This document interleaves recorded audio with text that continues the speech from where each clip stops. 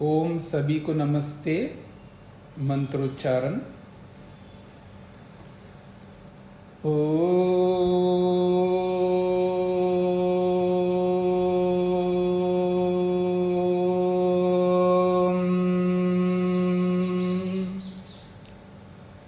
सहना भवतु सहनौ भुनक्तु सह वीर्यं करवावहै तेजस्विनावधीतमस्तु मा विद्विषावहै। ओम शांति शांति शांति।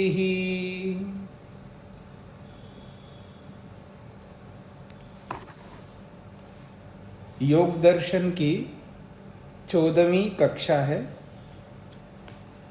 प्रथम पाद के द्वितीय सूत्र पर विचार चल रहा है।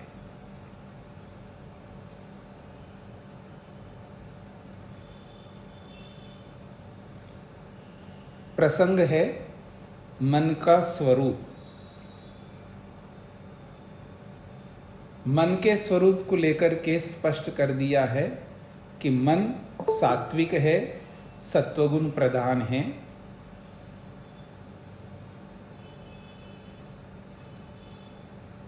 ये जो अभी तक जो आवेदन कर रहे हैं लोग, इनको अलग से बता दीजिएगा कि 5:55 तक ही आप कर सकते, उसके बाद में आवेदन न करें, नहीं तो कक्षा में व्यवधान उत्पन्न होता है। जैसे वो वहाँ पर आवेदन वो भेजते हैं तो यहाँ आवाज़ आती है, सबको पता लगता है कि, तो सबका ध्यान उसमें जाएगा। तो इस दृष्टिकोण से आप में से भी जो अभी जुड़े हुए हैं, आप सबको इस बात का ध्यान रखना है। यदि 5:55 से पहले अगर आप जुड़ गए, उसके बाद बिल्कुल प्रयास नहीं करना।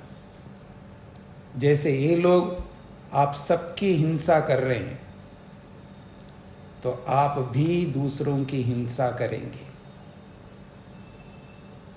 हिंसा क्या होती है और अहिंसा क्या होती है, ये आप जानेंगे। आज मनुष्य जितना दूसरों को अन्यायपूर्वक दुख देता है, उसकी कोई सीमा नहीं है। उसको एहसास ही नहीं होता है मैं दूसरों को कितना दुख देता हूँ। जब व्यक्ति अपने कर्मों को सूक्ष्मता से जानने लगेगा, तब उसको एहसास होगा अब तक मैं कितनी अविद्या में था। जब तक व्यक्ति को यथार्थता का पता नहीं होता है, तब तक वो अंधेरे में अपने आप को बहुत अधिक बुद्धिमान समझता है। और इसी बात को यहाँ पर स्पष्ट किया है, सत्व पुरुष अन्यता ख्याति। कल हम विचार कर रहे थे सत्व पुरुष अन्यता ख्याति। सत्व और पुरुष इन दोनों को पृथक पृथक, अन्यथा का अभिप्राय है पृथक पृथक। सत्व को यानी जड़ वस्तु को यथार्थ रूप में समझता है व्यक्ति, और चेतन वस्तु को भी यथार्थ रूप में समझता है। ये संसार का सर्वोत्कृष्ट ज्ञान है। इसी को विवेक कहते हैं। विवेक उसको कहते हैं दो वस्तुओं का पृथक पृथक ज्ञान। ये याद रखिएगा, एक विषय में विवेक नहीं हुआ करता है। विवेक का अर्थ ही है उसके सामने कोई दूसरी वस्तु होनी चाहिए। निरपेक्ष रूप में एक वस्तु का कोई विवेक नहीं हो सकता। विवेक शब्द का ही अर्थ है ही नहीं। मूल शब्द का अर्थ ही पृथक पृथक। विवेक का अर्थ होता है पृथक करता है। वो अपने आप को दूसरे से पृथक करने वाले को विवेक कहते हैं। तो चाहे वो जड़ वस्तु को समझना हो तो जड़ वस्तु चेतन वस्तु को अपने से पृथक कर देती है, तब उस जड़ वस्तु का स्वरूप हमें यथार्थ समझ में आएगा। और जब चेतन वस्तु को समझना है तो चेतन को समझने के लिए जड़ को पृथक करना होता है।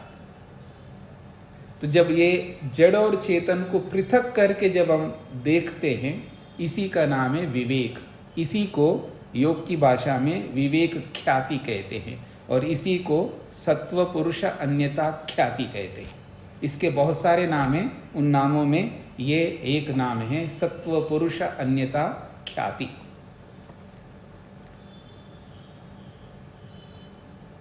और ये सत्व पुरुष अन्यता ख्याति, ये विवेक जहां पर होगा तो याद रखना वह कोई दुख नहीं होगा। जहां विवेक वहां दुख रहितता, और जहां अविवेक वहां दुख। आप लौकिक दृष्टि से भी देख सकते हैं और योग की दृष्टि से भी देख सकते हैं। अर्थात स्थूल दृष्टि बिल्कुल लौकिक दृष्टि, जैसे लोक में जो जीते हैं उस लोक में भी आप देख सकते हैं कि जहां जहां लौकिक विवेक होता है वहां वहां दुख नहीं होता है, और जहां जहां लौकिक अविवेक होता है वहां वहां बहुत दुख होता है। ये हर क्षेत्र में, हर विषय में आप देख सकते हैं। तो ये जो सत्व पुरुष अन्यता ख्याति है, ये उत्कृष्ट ज्ञान कहा है, और ये मन की एकाग्रता में ऐसा ज्ञान प्राप्त होता है। ये मन के स्वरूप को लेकर के बताया, और मन जड़ वस्तुओं में एक विशिष्ट जड़ वस्तु है, और इसी मन के माध्यम से हम अपने समस्त प्रयोजनों को पूरा करते हैं। हमारा प्रयोजन क्या है? मनुष्य का, जो मनुष्य शरीर में रहने वाला आत्मा है, उसका क्या प्रयोजन है? इस प्रयोजन को लेकर के भी महर्षि पतंजलि आगे बताएंगे कि हम सबका क्या प्रयोजन है और हमारे प्रयोजन को मन कैसे पूरा करता है। तो आइए मन के स्वरूप को समझा करके अब जो पुरुष है, चेतन है, आत्मा है, उसके स्वरूप को समझाने का प्रयास महर्षि वेदव्यास कह रहे। मैं वैसे अपनी भाषा में बोल दिया प्रयास, या कोई प्रयास नहीं, यथार्थ रूप में कथन किया जा रहा है कि महर्षि वेदव्यास जी चेतन आत्मा के स्वरूप को बता रहे हैं कि पुरुष कैसा होता है, उसका क्या स्वरूप है। तो वो पुरुष आप स्वयं भी है, मैं भी हूं, हम सब पुरुष हैं, चेतन हैं। हम अपने स्वरूप को समझने का प्रयत्न करते हैं। वो कहते हैं चिति शक्ति अपरिणामिनी अप्रतिसंक्रमा दर्शित विषया शुद्धा च अनंता च। कल कहां तक पाठ हुआ उसके आगे मैं पढ़ रहा हूं, और ये आपको ध्यान रखना है कि कहां तक पाठ हुआ है उसको आपको चिन्हित करके रखना है, ताकि उसके आगे आप देख सकेंगे पुस्तक में।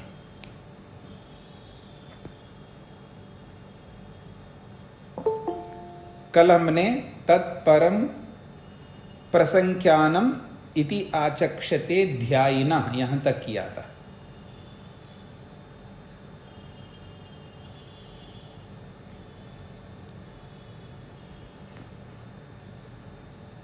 जो व्यक्ति समय का पालन नहीं करता है, जिसको समय का बोध नहीं है, वो ऐसा ही करता रहेगा।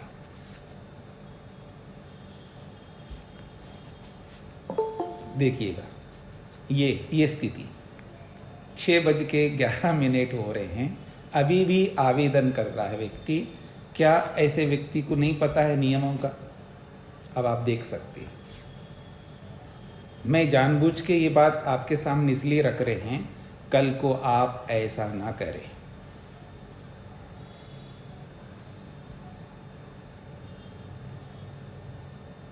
और जब उनको नहीं लिया जा रहा है फिर भी वो आवेदन करते जा रहे हैं, और जैसा उनका आवेदन आएगा वो आवाज आती है, आप सबको सुनाई दे रही होगी, तो उस सब से आपको व्यवधान होगा।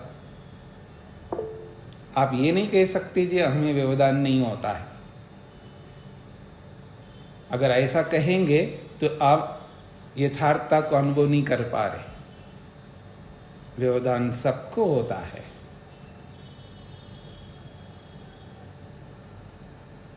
और ये जो व्यवधान हो रहा है ये न्यायपूर्वक हो रहा है या अन्यायपूर्वक हो रहा है, आप सोच सकते हैं।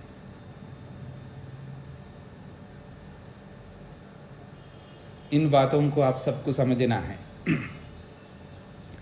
तो आइए चिति शक्ति अपरिणामिनी अप्रतिसंक्रमा दर्शित विषया शुद्धा च अनंता च, ये पुरुष के स्वरूप को बताया जा रहा है, आत्मा का स्वरूप बताया जा रहा है।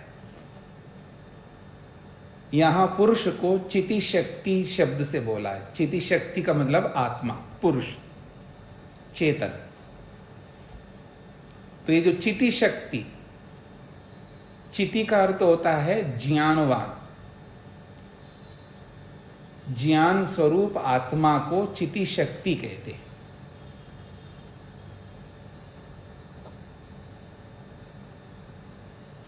महर्षि स्वामी दयानंद सरस्वती जी ने सत्यार्थ प्रकाश में आत्मा के स्वरूप को बताते हुए ये कहते हैं, वैसे तो आत्मा ज्ञान स्वरूप है, वैसे तो ज्ञानवान है, लेकिन उसका विस्तार मैं आपके सामने रखता हूँ कह करके उन्होंने 24 शक्तियाँ बताई है। और वो 24 शक्तियाँ उस ज्ञान स्वरूप का विस्तार है।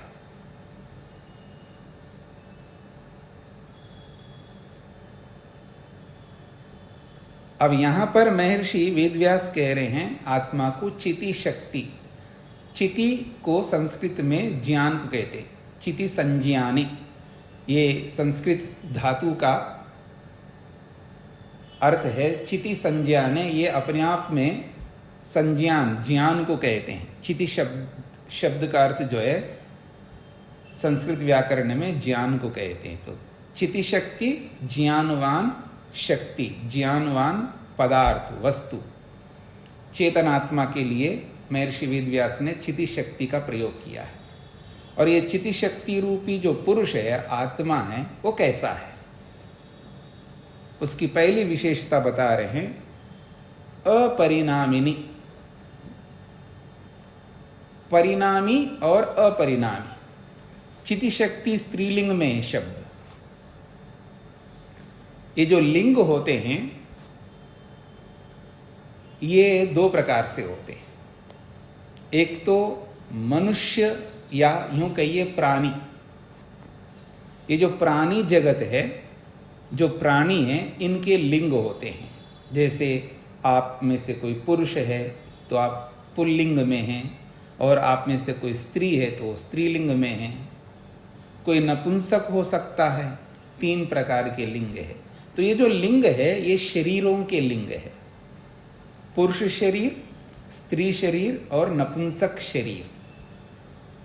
लिंग जो है शरीरों के होते हैं, आत्मा के कोई लिंग नहीं होते, वो अलिंग कहलाता है।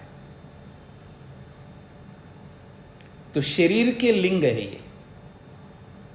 एक तो शरीरों के लिंग होते हैं, प्राणी जगत में जितने भी प्राणी हैं वो सब शरीरधारी है, तो इन सब के लिंग होते हैं, पुरुष शरीर, स्त्री शरीर, नपुंसक शरीर। और दूसरे जो लिंग होते हैं वो शब्दों के होते हैं। जैसे हिंदी में भी आप लोग जिन शब्दों का प्रयोग करते हैं वो हिंदी में तो 2 लिंग होते हैं, पुल्लिंग और स्त्रीलिंग। पर संस्कृत में 3 लिंग होते हैं। संस्कृत के जितने शब्द होते हैं उनके 3 लिंग होते हैं। तो कोई शब्द पुल्लिंग में होता है, तो कोई शब्द स्त्रीलिंग में होता है, और कोई शब्द नपुंसक लिंग में होता है। ऐसे शब्दों के लिंग होते हैं और शरीरों के लिंग होते हैं। तो यहाँ पर जो शब्द आ रहे हैं उन शब्दों के भी अपने अपने लिंग है। तो ऐसे ही पुरुष के लिए, आत्मा के लिए एक शब्द है चिति शक्ति, और ये चिति शक्ति जो है स्त्रीलिंग में है शब्द, इसलिए अपरिणामिनी ये शब्द, ये विशेषण है उसका। चिति शक्ति का विशेषण है अपरिणामिनी। तो चिति शक्ति का क्या स्वरूप है? तो एक विशेषता बताइए, अपरिणामिनी। परिणामी और अपरिणामी इन शब्दों को समझने का प्रयत्न करिएगा। परिणामिनी उसको कहते हैं जो चेंजेबल है, वो बदलता रहता है, एक स्वरूप में नहीं रह सकता। एज इट इज, जो जैसा है उसी रूप में लगातार नहीं रह सकता, इसको कहते हैं परिणामिनी। निरंतर उसमें बदलाव हो रहा होता है, उसको परिणामिनी कहते हैं। जैसा कि कोई भी जड़ वस्तु आप लीजिए, कोई भी जड़ वस्तु, वो परिणामिनी है, वो निरंतर बदल रहा होता है, निरंतर परिवर्तन हो रहा है। चाहे आपके स्वयं के शरीर हो, चाहे वो कोई भी वस्तु, आप जिधर आप दृष्टि डालो, जो जिस वस्तु के ऊपर आपकी दृष्टि पड़े वही वस्तु आपको परिणामी दिखाई देगी। प्रत्येक जड़ वस्तु परिणामी है, निरंतर उसमें परिवर्तन होता है। और वो परिवर्तन दो प्रकार के होते हैं, वैसे तो अनेक प्रकार के होते हैं, लेकिन मुख्य रूप से मैं आपके सामने दो प्रकार के परिवर्तन बता रहा हूं। एक होता है बाह्य परिवर्तन और एक होता है आंतरिक परिवर्तन। ऐसे दो प्रकार के परिवर्तन है। बाह्य परिवर्तन का मतलब है जो ऊपर का, जो आप यूं कह सकते हैं ना, जैसे ऊपर का आज के जो लैंग्वेज में अगर मैं वो बोलूं, हार्डवेयर होता है ना, ऊपर का ढांचा, कवच, बॉडी जिसको आप कहते हो, वो जब बदल रही होती है तो आपको नजर आती है कि बदल रहा है, चेंज हो रहा है, वो एकदम दिखाई देता है, वो स्थूल होता है। लेकिन जो सूक्ष्म होता है, अंदर जो सॉफ्टवेयर होता है, उसमें भी बदलाव हो रहा होता है, लेकिन वो यूं दिखाई नहीं देता है। तो एक मोटी भाषा में मैंने आपके सामने बता दिया, लेकिन आप देखेंगे वस्तुएं ऊपर से जो बदलते हुए दिखते हैं वो एकदम नजर आ जाती हैं कि हाँ, इनमें बदलाव हो रहा है, लेकिन उनका जो आंतरिक परिवर्तन होता है सूक्ष्मता से, वो परिवर्तन हमको दिखाई नहीं देता है। तो दो प्रकार के परिवर्तन होते हैं, चाहे वो आंतरिक परिवर्तन हो चाहे बाह्य परिवर्तन हो, परिवर्तन तो हो रहे हैं। तो प्रत्येक जड़ वस्तु में ये जो परिवर्तन, ये जो बदलाव है, ये निरंतर होते रहते हैं। यह है परिणामी वस्तु, चेंजेबल, एक जैसा कभी नहीं रह सकते, कभी भी नहीं रह सकते। ये सब कार्य पदार्थ हैं, ये याद रखना। ये जो परिवर्तन हो रहा है, ये जो बदलाव हो रहा है, ये जो परिणाम हो रहा है, ये इसलिए हो रहे हैं, सब कार्य पदार्थ हैं, ये निर्मित पदार्थ हैं, बनी हुई वस्तुएं हैं। तो जो कोई भी बनी हुई वस्तु है, क्रिएटेड है, उसमें परिवर्तन होते हैं। बिना परिवर्तन की कोई भी बनी हुई वस्तु आपको दिख नहीं सकती, सब में परिवर्तन होते हैं। पर आत्मा जो है ये बना हुआ नहीं है, ये क्रिएटेड नहीं है, ये स्वतः सिद्ध है, पहले से विराजमान है। कोई ये ना सोचे कि भगवान ने आत्मा को बनाया हुआ, भगवान को भी किसी ने नहीं बनाया और आत्मा को भी किसी ने नहीं बनाया। भगवान भी पहले से ही है और आत्मा भी पहले से है। तो ये जो आत्मा है ये अपरिणामी इसलिए क्योंकि ये नित्य वस्तु है। तो यहां दो बातें आ जाएंगी, नित्य और अनित्य। जो परिणामी वस्तु होती है, जो बदलती रहती है वस्तु, उसको अनित्य कहते हैं। जैसा हमारा शरीर है, ये जैसा शरीर है वैसा सदा नहीं रहता है। ये अधिक से अधिक 100 साल रह सकता है, कोई 110 साल रह सकता है, कोई 120 साल रह सकता है। कितने साल तक रहेगा शरीर? परिणामी है, बदल जाएगा। जिस रूप में आज दिखाई दे रहा है, हमारा शरीर ऐसा नहीं रह सकता, सदा बदल जाएगा। मैं क्या बोल रहा हूं ना, मैंने बोला है कि बदलता है, बोला है। मैंने ये शब्द नहीं प्रयोग किया समाप्त होता है, नष्ट होता है। मैंने कहा बदलता है। बदलना अलग होता है और समाप्त होना अलग होता है। ये शरीर जिस रूप में हमारा दिख रहा है, ये बदल जाता है। और बदलाव जो है अलग अलग प्रकार के होते हैं। अभी मैंने बोला है, ये ऐसा बदलाव होगा जब मैं मरूंगा ना, मेरे को आप लोग जला सकते हैं। क्यों जी? मेरे पास में जो भी आए रहेंगे वो जला देंगे मेरे शरीर को। तो मैं जिस रूप में आज दिख रहा हूं, जब मेरे को जलाया जाएगा, अर्थात मेरे शरीर को जलाया जाएगा, राख हो जाएगा, तो बदल गए ना। राख हो रहा है और उस राख को हवा में उड़ा दो तो सूक्ष्म कण सब जगह फैल जाएंगे। बदल रहा है, स्वरूप बदल रहा है। लेकिन कोई भी वस्तु नष्ट नहीं होती है। कोई भी वस्तु सर्वथा नष्ट नहीं होती है। ये हमारा वैदिक सिद्धांत है और आज का साइंस भी यही कहता है, आधुनिक विज्ञान भी यही कहता है। वो चेंज होता है, बदलाव उसमें होता है, परिवर्तन होता है, वो चेंजेबल है, लेकिन नष्ट कोई वस्तु नहीं होती। जो वस्तु है तो हमेशा रहेगी, बस उसका रूप बदल सकता है, वो परिवर्तित हो सकता है, नष्ट सर्वथा नहीं होता है। पर ये जो संसार है ये बदलता रहता है, तो हर वस्तु बदल रही है, लेकिन चिति शक्ति जिसको आत्मा पुरुष कहा जाता है, ये अनचेंजेबल है, ये नहीं बदलता।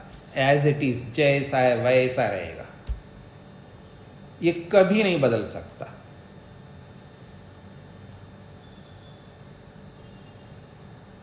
मेरी आत्मा या मैं जो आत्म स्वरूप हूं, जैसा मैं हूं, और आप में से जो कोई भी मेरे सामने आ जाए, मुझ में और आप में कोई अंतर नहीं होगा। सेम टू सेम, सब आत्माएं एक जैसे हैं, एक जैसे हैं। मैं ये नहीं कह रहा हूं एक है, एक जैसे हैं।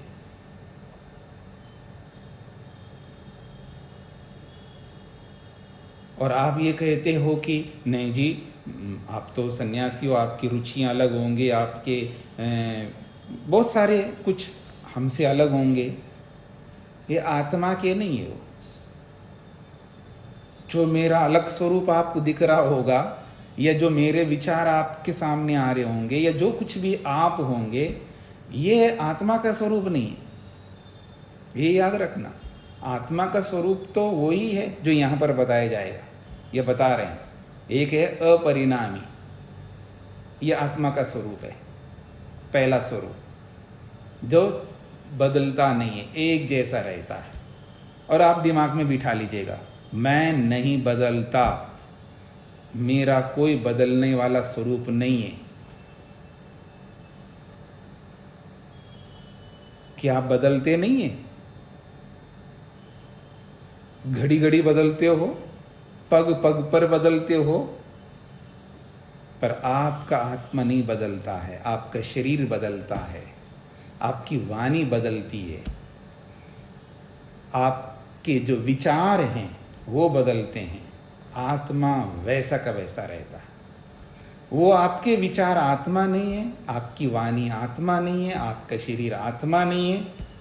और जो आप नॉलेज के नाम से जो भी गेन किया आपने, आपके पास जितना नॉलेज है, वो आत्मा नहीं है।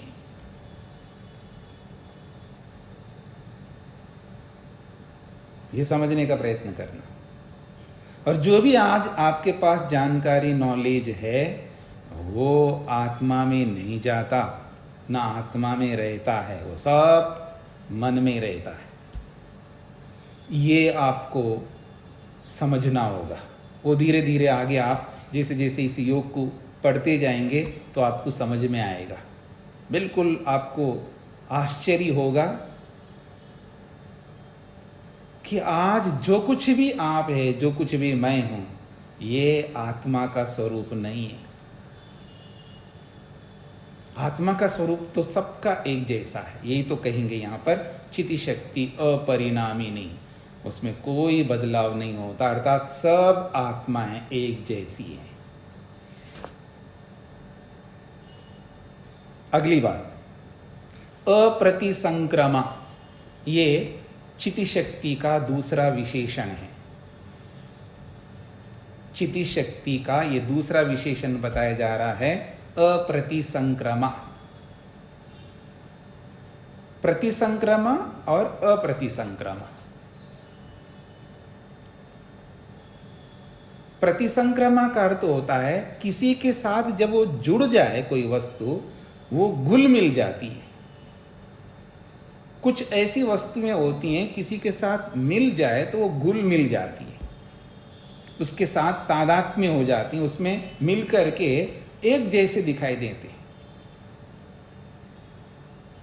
जैसे मैं आपको उदाहरण दूं कि दूध ले लीजिएगा और उसमें चीनी, बूरा या जो भी आप डालते हो मीठे के नाम से, वो डाल दो और घोल दो, वो घुल जाता है, उसके साथ तादात्म्य हो जाता है। नमक ले लो, पानी में मिला दो, घोल दो तो घुल जाता है। ऐसी जो बहुत सारी वस्तुएं होती हैं ना, वो घुल जाती हैं। इसको कहते हैं प्रतिसंक्रमा। घुल मिलने को संस्कृत में कहते हैं प्रतिसंक्रमा। तो बहुत सारी वस्तुएं हैं दुनिया में जिनमें घुल मिल के रहने की क्षमता है, वो घुल मिल जाते हैं। इसको घुल मिलना कहते हैं। और कुछ ऐसी वस्तुएं वो घुल मिल नहीं सकती। जैसे कमल का पत्ता होता है ना, जैसे आप देखेंगे पानी में, आप सब सुनते ही हैं, पानी में रहते हुए पानी से अलग रहता है। कमल के पत्ते में एक स्वरूप है, वो घुल मिल नहीं सकता।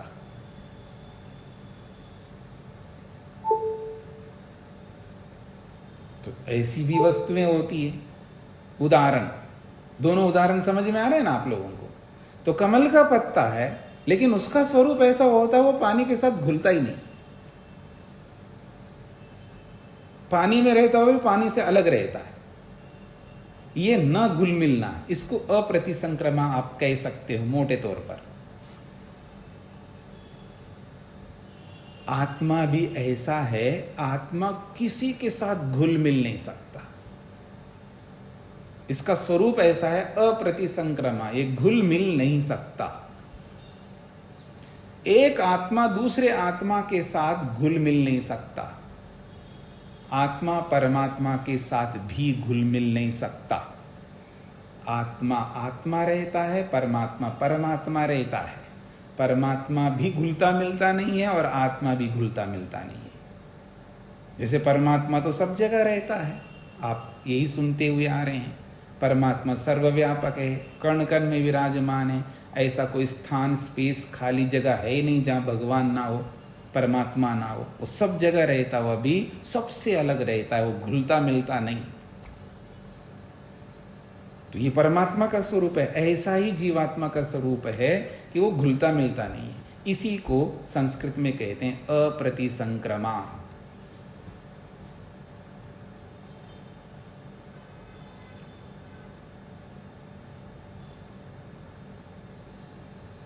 कोई आप में से, क्योंकि कई लोग आप में से कोई इंजीनियर होंगे, कोई साइंस को थोड़ा सा सूक्ष्मता से आप पढ़ने वाले, पढ़ाने वाले या जानने वाले होंगे, इसमें कोई दोहराई नहीं है। आप ये कहेंगे नहीं जी, आपने उदाहरण दिया है दूध चीनी का या और भी कुछ, ये तो ये भी नहीं मिलते हैं। वो सूक्ष्मता से मत देखिएगा, थोड़ा स्थूल रूप, उदाहरण तो स्थूल होते हैं। स्थूल दृष्टि से बात की जा रही है उदाहरणों में, जो पानी और चीनी इनका घुलना, या अग्नि में, अग्नि जो है पानी में प्रवेश कर जाती है, हाँ? और पानी गर्म होता है, ये स्थूल बातें। इसको स्थूल रूप में समझ लेना, हम कोई सूक्ष्मता से इन उदाहरणों को नहीं दे रहे। पर वो जिस तरह का वो भी मिलते हैं ना, जिस रूप में जैसे वो मिलते हैं, भले स्थूल रूप में मिलते हो, इस स्थूल रूप में भी नहीं मिलता ये आत्मा, हाँ ये याद रखना। जैसे और चीजें जड़ वस्तुएं भी स्थूल रूप में घुल मिल जाते हैं ना, उस स्थूल रूप के घुल मिलने को ही प्रतिसंक्रमा कहते हैं, ये याद रखना। ये जो स्थूल रूप से घुल मिलना है, इस स्थूल रूप के घुल मिलने को ही प्रतिसंक्रमा कहते हैं। और अप्रतिसंक्रमा उसको कहते हैं कि वो स्थूल रूप से भी आत्मा किसी के साथ घुल मिलता नहीं है, ये ऐसा स्वरूप है, बिल्कुल अलग रहता है। इस बात को समझने का प्रयत्न करिए। आत्मा एक ऐसा स्वरूप है उसका कि वो किसी के साथ घुलता मिलता नहीं है।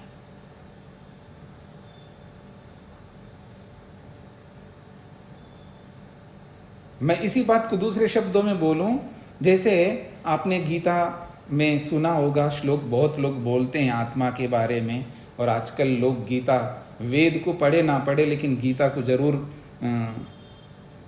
सुनते हैं, पढ़ते हैं। पता नहीं ये हम सबका दोष कह सकता हूं मैं, किसी व्यक्ति विशेष का दोष नहीं है। वेद को हम इतना पॉपुलर नहीं कर पाए जितना हमने गीता को कर दिया है। एक दृष्टि से अच्छा भी है और एक दृष्टि से बहुत बुरा भी है। मूल तो मूल होता है, पिता तो पिता ही होता है जी। पिता के रहते हुए पुत्र का कोई औचित्य नहीं होता है, पिता तो बड़ा ही माना जाएगा। पिता नहीं है तब पुत्र बड़ा होता है, जब दोनों हो तो, और दोनों अधिकार में हो तो। पुत्र पुत्र के अधिकार में है, पिता पिता के अधिकार में है, तो पिता ही होगा, पुत्र तो पुत्र ही कहलाएगा। पिता के रहते हुए पुत्र अपना वर्चस्व जमा दे तो कोई भी इसको अच्छा नहीं मानते हैं। ठीक इसी प्रकार से वेद के रहते हुए पुत्र को आप पुत्र के रूप में रखिएगा तो ये जो वेद है इसका वर्चस्व बनाए रखिएगा। वेद तो बहुत कुछ कहता है आत्मा के विषय में, लेकिन वो जो गीता प्रसिद्ध है आप लोग जानते हैं, तो इसलिए नैनम छिंदन्ति शस्त्राणि नैनम दहति पावका, ये जो आप श्लोक पढ़ते हैं सुनते हैं, आत्मा को कोई काट नहीं सकता, ठीक है ना, आत्मा को कोई जला नहीं सकता, आत्मा को कोई गीला नहीं कर सकता, आत्मा को कोई सुखा नहीं सकता। जो भी आपने पढ़ा है सुना है या बोलते रहते हैं, वो आत्मा है जो यहाँ पर बताया जा रहा है। वहाँ बताने वाले कौन है पता है आपको? मतलब पता तो होगा, कौन बता रहे हैं गीता में? वेद व्यास जी। गीता में कौन बता रहे हैं? वेद व्यास जी। महाभारत को लिखने वाले कौन है? वेद व्यास जी। और गीता कहाँ से आए? महाभारत के श्लोक हैं।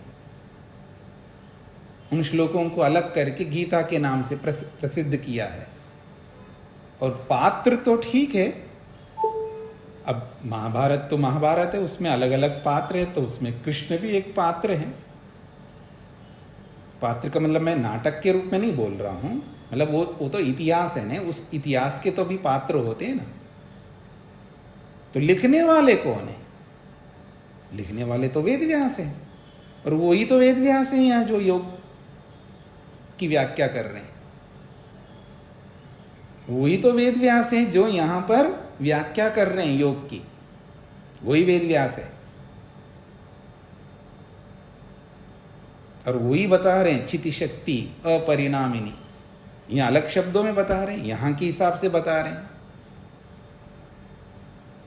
अप्रतिसंक्रमा अर्थात वो घुलता मिलता नहीं है। जब घुल मिल नहीं सकता क्यों परेशान हो रहे हो आप?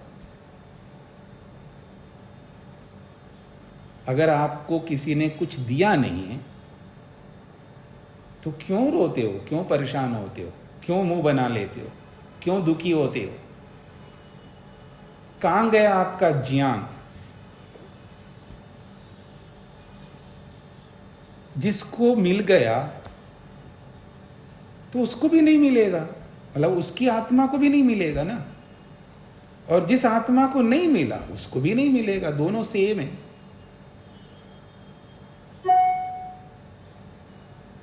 बस इतना है, अगर मान लीजिए लड्डू मैंने आपको दे दिया, बगल वाले को नहीं दिया है, तो जिसको लड्डू मिल गया है वो शरीर को दे देगा, शरीर में डालेगा। शरीर हो सकता है पुष्ट हो जाए और हो सकता अपुष्ट हो जाए उस लड्डू को खाने से, पर शरीर को मिल सकता है, इसमें कोई दो राय नहीं, क्योंकि शरीर में वो घुल मिलता है। घुलना मिलना समझ रहे हैं ना? शरीर में वो घुल मिल सकता है। ये तो शरीर को वृद्ध करेगा। आप डायबिटिक है फिर भी आपने लड्डू ले लिया, खा लिया, तो ह्रास भी करेगा आपको, अर्थात शरीर को। परिणामी बन रहा है ना शरीर, लड्डू खाने से परिणामी बन रहा है ना शरीर, पर आत्मा को तो नहीं मिल रहा है ना। उस शरीर में रहने वाले आप आत्मा को लड्डू नहीं मिल सकता। वो लड्डू आपके आत्मस्वरूप में एंट्री प्रवेश तो कर नहीं सकता, तो क्यों परेशान हो रहे हो? जिसको मिला है उस आत्मा को नहीं मिलने वाला, आपको मिला ही नहीं है, तो दोनों सेम टू सेम है। क्यों रोते हो, क्यों परेशान होते हो, क्यों नाराज होते हो, क्यों उसको विषय बनाते हो, क्यों व्यर्थ संस्कार डालते हो अपने मन के अंदर? मतलब पढ़ते कुछ है और क्रिया में कुछ और करते हो आप, होते कुछ हो दिखाते कुछ हो आप। ये कौन सा व्यवहार है? ये आपका शिष्टाचार है? फिर दुष्टाचार कौन सा होता है आपका? ये तो शिष्टाचार हो गया ना आपका, तो दुष्टाचार कौन सा होगा आपका? ये समझने का प्रयत्न करिएगा आप। कर क्या रहे हैं आप? लड्डू की बात नहीं हो रही है, लड्डू तो एक उदाहरण है। आप दो भाई है, दो बहनें हैं, या जो भी होंगे आपके जितने भी संबंध हैं, किसी को ज़्यादा मिला किसी को कम मिला, क्यों परेशान होते हो, क्यों दुखी होते हो, क्यों लड़ते हो? आपको सुख से रहना नहीं आता क्या? क्यों पढ़ाई लिखाई की आपने?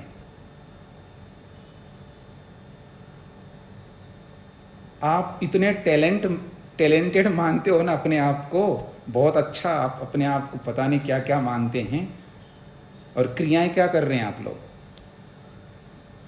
क्या कर रहे हो आप? नैनम छिंदन्ति शस्त्राणि नैनम दहति पावक न चैनम क्लेदयन्त्यापो न शोषयति मारुतः अप्रतिसंक्रमा। आत्मा घुलता मिलता नहीं आपके धन के साथ, आपके सोना चांदी के साथ, आपके जमीन के साथ, आपके किसी भी वस्तु के साथ। उस आत्मा को कुछ नहीं मिलने का है, क्यों परेशान होते हो? आपको सुख से जीना आना चाहिए। योग को जीवन में उतारिएगा, मत सुनिएगा, इसको उतारिएगा, सुखी रहना सीखिएगा, सुख को पाना सीखिएगा। ये वेद व्यास जी यही कहना चाहते हैं। आत्मा के जो स्वरूप रख रहे हैं इसको समझने का प्रयत्न करिएगा, और याद रखना जो अपने स्वरूप को जानता है तो समझ लेना वो दुनिया में उस जैसा सुखी और कोई नहीं रह सकता। और केवल शब्दों को सुन करके चलता है और व्यवहार में नहीं रखता, व्यवहार वैसा नहीं करता, उस जैसा दुखी दुनिया में और कोई और नहीं हो सकता। इसलिए आज जो जितना ज़्यादा पढ़ा लिखा है वो उतना ज़्यादा दुखी है। कारण वो जो पढ़ाई लिखा है उसका यूज नहीं करता, जो करता है मैं उसकी बात नहीं कर रहा, और जिस विषय में करता है मैं उस विषय की भी बात नहीं कर रहा। आप ये भी मत देखिएगा देखिए, मैं एक अध्यापक हूँ, जिस विषय का है उसी विषय को बता रहा हूँ। आप ऐसा नहीं रिटर्न मेरे को बोलने लग जाओ कि क्या आप मेरे को मत देखिएगा।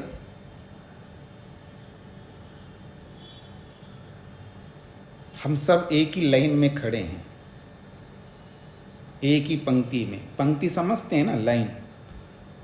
आप में से कोई ऐसा व्यक्ति है जो लाइन में नहीं खड़ा होता हो? कोई भी आप में से ऐसा नहीं होगा जो लाइन में नहीं खड़ा होता। जो प्रधानमंत्री जैसा, वो भी लाइन में खड़े होते हैं कभी कभी। तो कौन नहीं लाइन में खड़ा होता है? तो जो लाइन में खड़े होते हैं ना, कैसे खड़े होते हैं? कोई आगे खड़े होते हैं, कोई बीच में खड़े होते हैं, कोई पीछे खड़े होते हैं। हर कोई व्यक्ति आगे नहीं रह सकता, हर कोई व्यक्ति बीच में नहीं रह सकता, हर कोई व्यक्ति लास्ट में नहीं रह सकता, पर लाइन एक ही तो है। लाइन तो एक ही है। इसलिए एक दूसरे को ब्लेम मत करिएगा, अपने आप को देखिएगा, अपने स्वरूप को देखिएगा। मैं कहाँ गलती करता हूँ, अपनी गलती को पकड़ना है और अपनी गलती जहाँ दिखती है उस गलती को हटाना है और आगे बढ़ना है। मेरे पास इतना समय नहीं है कि आप कैसे हो, आप भी तो, मैं इसमें दिमाग नहीं लगाऊं। यदि ऐसा हम लेकर के चलेंगे अपने आप को तो हम बहुत आगे बढ़ सकते हैं। क्योंकि ये मैं आपको अध्यापक बन करके पढ़ा रहा हूं, इसलिए तो मेरे को बताना होगा ना। मैं नहीं बताऊंगा तो फिर कौन बताएगा? मतलब इसको पढ़ते हुए मैं नहीं बताऊं तो फिर कौन बताएंगे आपको? जब आपकी बारी आ जाएगी सुनाने की, तब आप सुनाइएगा। पर इस बात को समझ करके चलिए, अप्रतिसंक्रमा, आत्मा किसी के साथ घुल मिल नहीं सकता। और ये सुन करके भी आप कल को रोगे, आप सास के साथ, बहू के साथ, भाई के साथ, बहन के साथ, पिता के साथ, जिस किसी के साथ जो भी आपके संबंध बने हुए, तो याद रखना मेरा डंडा आपके सामने।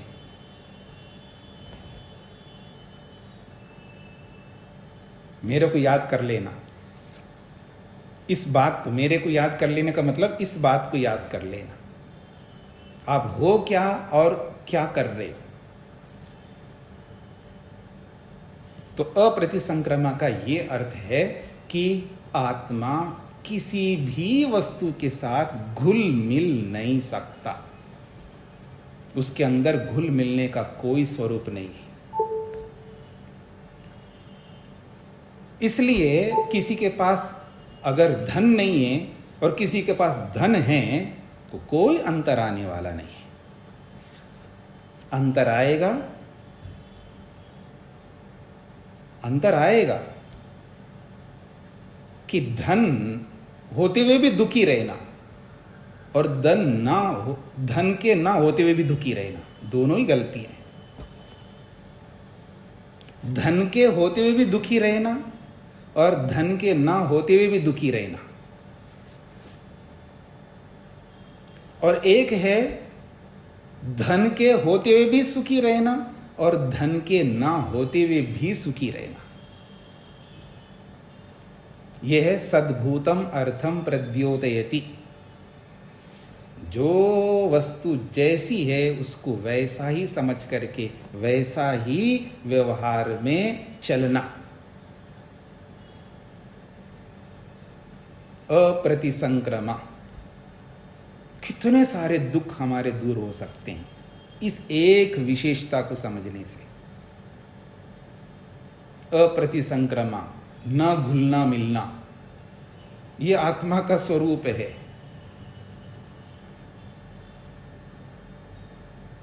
मोटी भाषा में बोलूं, आपका चिट्टा खुल रहा है यहां पर। हाँ, याद रखना, जो दबा के रखा है ना आपने मन में, सास के साथ, बहू के साथ, भाई के साथ, पता नहीं किस किस के साथ,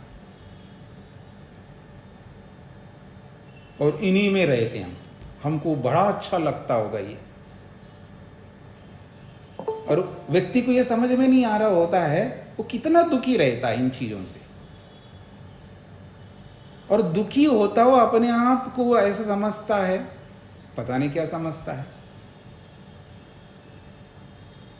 और कोई जो अतिवादी होता है, देखो जी केवल सुख सुख ठीक थोड़ा रहता है, दुख भी तो होना चाहिए। अच्छा, दुख होना चाहिए आपको, आ जाओ मेरे पास। एक यहाँ पर अभी मैं अजमेर आया हुआ हूँ, सबसे पहला जो सुना है अटल बिहारी वाजपेयी जी ने यहाँ पर अजमेर और जयपुर का 6 लेन सड़क सबसे पहले बनाया है, वो अभी भी चल रहा है। आ जाओ, आपको ले जाता हूँ वहाँ पर। और सामने से आ रही होती हैं ट्रक, गाड़ियाँ, ये वो, बीच बीच में दुख आना चाहिए ना आपको। खड़ा करता हूँ रोड के बीच में आप, और हिलना नहीं वहाँ से, जहाँ खड़ा करूँगा वहीं से हिलना नहीं वहाँ से। जो ट्रक आपके ऊपर जाए, बस आ जाए या कुछ भी जाए, और भगवान भला करे बड़ी बड़ी वो जो आजकल चलती है ना, वो आपके सामने से गुजर जाए, फिर देखते हैं कि आपको दुख चाहिए या नहीं चाहिए।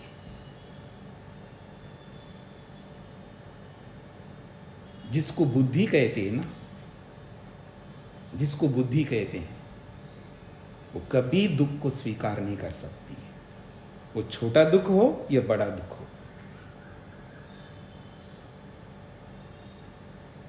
विद्या जिसको कहते हैं, जहां विद्या होती है वहां दुख नहीं रह सकता। जहां दुख होता है तो समझ लेना वहां विद्या नहीं होती है।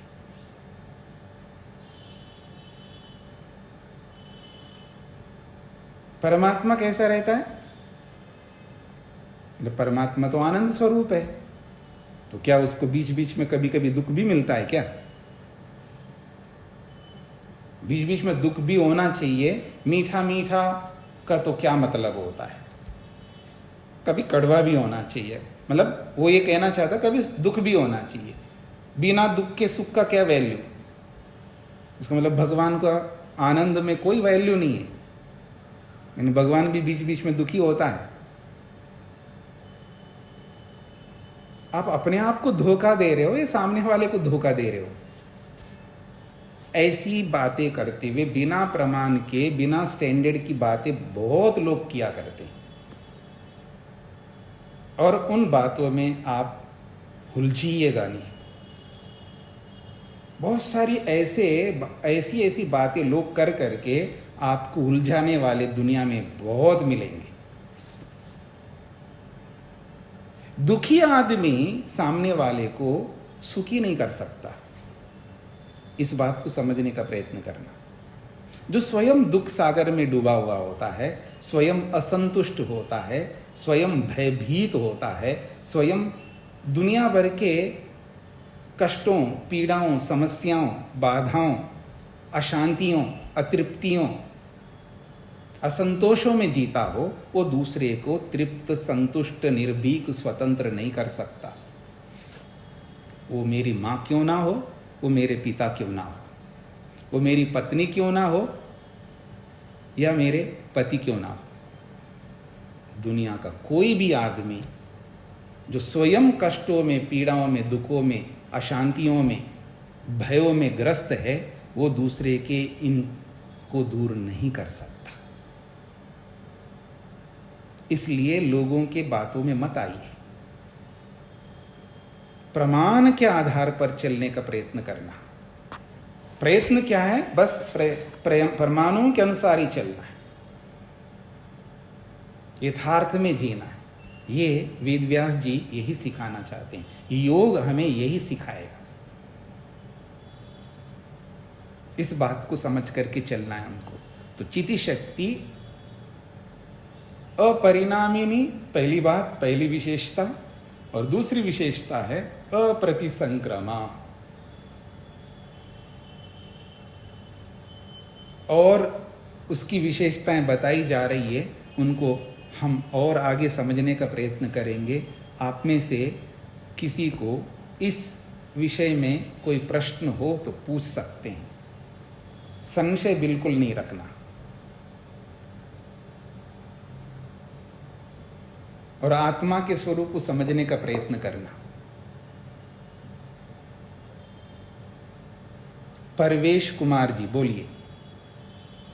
नमस्ते स्वामी जी। स्वामी जी, मेरा प्रश्न मुझे पूछना है कि जैसे आपने कहा कि वो दुख का आपने उदाहरण दिया कि भाई मतलब ज्ञान से होगा तो वो नहीं होगा, लेकिन शरीर है और कोई बड़ा चोट लगेगी, कुछ हमला होगा तो दुख तो लगेगा ना स्वामी जी, उससे कैसे बच पाएंगे? नहीं, मेरा ये प्रश्न ही नहीं था ना कि शरीर में चोट है तो दुख नहीं होगा, वो तो होगा, वो तो भुगतना ही पड़ेगा। बात वो नहीं है। यहाँ ज्ञान और अज्ञान, मूर्खता, अविद्या और विद्या। व्यक्ति जो दुखी होता है वो दो प्रकार से होता है। एक होता है ज्ञान स्वरूप से, यानी मूर्खता से भी दुखी होता है। दुखी जो होता है वो मूर्खता से सर्वाधिक दुखी होता है। अज्ञानता से जितना दुखी मनुष्य होता है उतना दुखी और किसी से नहीं होता है। रही बात शरीर के कारण से जो दुख होता है वो अलग है, वो इस अज्ञानता के दुख से के कारण से नहीं है। अब मान लो कोई आकर के मेरे को मैं अभी आपको एक उदाहरण देता हूँ। 5-7 दिन पहले की बात है, मैं अहमदाबाद में ऐसे चल रहा था, किसी काम के लिए गया, तो 2-3 लोग थे, उसमें एक लड़की भी थी, 2 लड़के भी थे, और मैं खड़ा हूँ, पहनता हूँ, तो चल रहा था मैं वहाँ पर। तो चल रहा, तो पीछे से वो जानबूझ करके अपने, क्योंकि जूते पहनते हैं आजकल, वो ऐसा मेरे को चोट पहुँचाया, मेरी एड़ी को लगा बहुत जोर से। और वो ना सॉरी बोला, वो तो जानबूझ करके आगे बढ़ गया, आगे जाते जा रहे हैं, वो आगे बढ़ता गया। अब मैं उसके पीछे तो दौड़ नहीं सकता, और दौड़ करके भी क्या करूँगा, वो तो घटना हो गई है।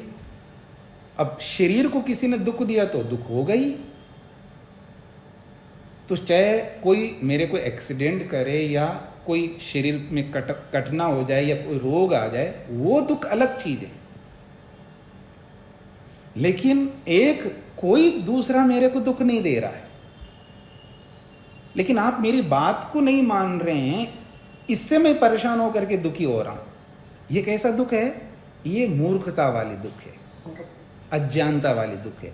ऐसे दुख सुबह से लेकर रात तक न जाने मनुष्य कितने दुख उठाता रहता है मूर्खता के कारण से। उन दुखों को हम रोक सकते 100%। स्पष्ट हो गया आपका प्रश्न? हाँ जी। प्रेम कुमार जी बोलिए।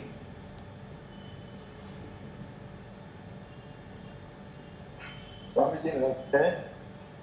स्वामी जी, ईश्वर के साथ ओत प्रोत होता है आत्मा, तो ओत प्रोत और घुल मिलने में कितना डिफरेंस है? जी, आपका प्रश्न ठीक है।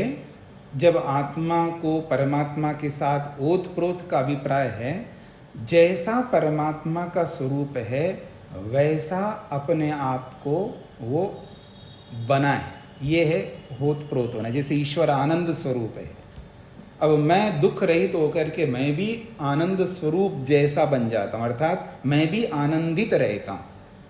तो ये है परमात्मा के स्वरूप में ओत प्रोत होना। ये मोटी भाषा है, यानी सामने वाले जैसे अग्नि के पास बैठते हैं तो हम अग्निवान हो जाते हैं, अर्थात हम भी गर्म हो जाते हैं। तो उसमें एक प्रकार से ओत प्रोत हो गया, यानी हम भी अग्नि जैसे बन गए। जैसे किसी को शेर बोल दिया, ये तो शेर है, शेर, तो वो शेर जैसा है, वो शेर नहीं है। इसको ये तो बंदर है, तो किसी को आपने बंदर बोला, वो बंदर नहीं है, वो बंदर जैसा है। तो ऐसे ही ओत प्रोत का मतलब ये होता है कि सामने वाली वस्तु जैसी है वैसा है अपने आप को मैं समझ रहा हूं। ये ओत प्रोत, इतना ही अर्थ लेना है यहाँ पर। अच्छा, पर जैसे लोहा अग्नि में अग्नि जैसा हो जाता है, वो एग्जाम्पल यहाँ नहीं है?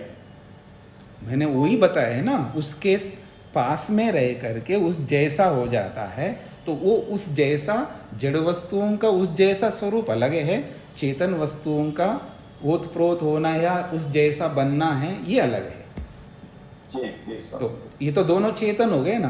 तो जब आपने उपनिषद पढ़ी हो तो उपनिषद में भी आता है, या साक्षात वेद भी, मैं वेद मंत्र भी आता है, तो मैं आप हो जाऊं, आप मैं हो जाऊं, ऐसा वेद मंत्र भी आता है। उसका स्वरूप ही यही होता है, मुझ में और आप में एक स्वरूपता है, आप भी चेतन मैं भी चेतन, ठीक है ना। आप आनंद स्वरूप हो, मैं नहीं हूं, लेकिन मैं इस मूर्खता के कारण से दुखी हो रहा हूं। उस मूर्खता को दूर करके जब मैं दुख रहित हो जाऊंगा तो ईश्वर के आनंद स्वरूप को देख करके मैं भी आनंदित हो जाऊंगा, तो दोनों एक जैसे माने जाएंगे। यही ओतप्रोत होने का अभिप्राय है, ठीक है। ठीक है स्वामी जी। हाँ जी, धन्यवाद स्वामी जी। सविता जी को क्या पूछना है? नमस्ते स्वामी जी। स्वामी जी, जैसे हम कहते हैं कि हर व्यक्ति में आत्मा है और शरीर जो है वो चेंजेबल है, और जो हमारे सगे संबंधी हैं वो मतलब एक ना एक दिन तो सबका साथ छूटना है। तो हम जैसे हर रिश्ते को सामने रखते हैं कि ये छूटेगा हमसे, हम आत्मस्वरूप को पहचानने में जैसे जाने में कोशिश करते हैं, तो उस समय एक उस रिश्ते को लेके उदासीनता सी होती है। तो इसको कैसे दूर करना है? ये तो ऐसा है, इसको मैं मोटी भाषा में अगर मैं बोलूँ, ये अज्ञानता है, और कठोरता से बोलूँगी इसको मूर्खता कहते हैं। दोनों में शब्दांतर है, अर्थ तो एक ही है। मेरा कभी भी अभिप्राय नहीं है कि ये जितने भी हमारे संबंध हैं उन संबंधों को ना निभाएं। जिनके जो संबंध है, सारे संबंध आप निभाएं, सारे संबंध आपको निभाए। गलत संबंध नहीं निभाना है, उचित संबंध निभाइए। माँ का मातृत्व है, पिता का पितृत्व है, भाई का भाईपन है, जो रिश्ते आपके हैं, जो आपके संबंध है, सारे संबंध निभाइएगा। लेकिन यथार्थ वो भाई के नाते भाई का रिश्ता आप निभाइएगा, लेकिन ये समझ करके निभाइएगा कि ये भाई मेरे को धोखा भी दे सकता है, ये पैसे को लेकर के, जमीन को लेकर के, या किसी और बात को लेकर के मेरे को दुख भी दे सकता है। और ना दें अच्छी बात है, दे तो मेरे को पहले से पता है, तो मेरे को कोई दुखी नहीं होना है। वो दुख देता है तो मैं भी दुख दूं, ऐसा मेरे को नहीं करना है। निभाओ ना रिश्ता, पति का, पत्नी का, जो आपके रिश्ते हैं सारे निभाओ, लेकिन अविद्या से निभाओगे, मूर्खता से निभाओगे तो आप दुख उठाएंगे। और विद्या से निभाएंगे सारे रिश्ते तो आपको कोई दुख नहीं होगा। और याद रखना, और सबसे ज़्यादा सामने वाले को आप ही सुख दे पाएंगे। जो यथार्थ में रहकर कि इन सारे संबंधों को निभाता है वो सर्वाधिक सुखी रहेगा और सर्वाधिक दूसरों को सुखी करेगा। और मूर्खता से जब रिश्ते निभाता है वो स्वयं भी सर्वाधिक दुखी रहेगा और वो स्वयं सर्वाधिक सामने वालों को दुख देगा। उसको ये समझ में नहीं आता है। ठीक है वीरेंद्र जी? इसमें जैसे आती है कि नहीं, अब आगे इसको इतना ही रखिएगा आप। हाँ, इसको समझ लीजिएगा। हाँ, वीरेंद्र जी।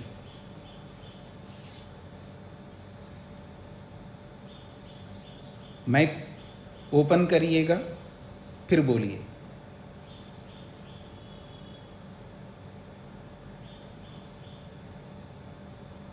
हाँ, आपका नहीं हो पा रहा है, कोई बात नहीं, फिर कभी पूछिएगा। समय आपका समाप्त हो रहा है। मैं अभी भी और भी लोगों ने हाथ खड़ा किया है, फिर आप आगे जब प्रश्न काल आएगा तब पूछिएगा। इसको यहीं पर विराम देते हैं। ओम शांति शांति शांति।